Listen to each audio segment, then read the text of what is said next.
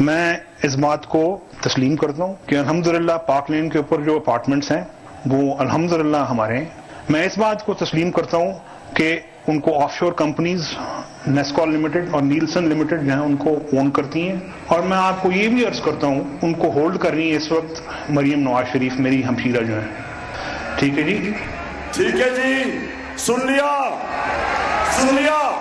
नहीं बताएं, सुना आपने कि मेरी कोई प्रॉपर्टी नहीं। और अल्लाह ने जब अल्लाह अल हक का सच सामने ले आया तो कहता कि वो चारों महलात अरबों रुपए के मेफेयर सबसे महंगे इलाके में वो मेरी बहन मरियम नवाज शरीफ ओन करती हैं। अब झूठ बोलने की क्या जरूरत थी? क्यों झूठ बोलना? बताए ना जरा, मुल्तान बताओ। क्योंकि चोरी का पैसा था, आपका पैसा था। और ये जो मैं आपके सामने दूसरी, एक खुददार कौम और दूसरा, कभी भी जिस कौम के प्राइम मिनिस्टर, उसके वजीर उस मुल्क का पैसा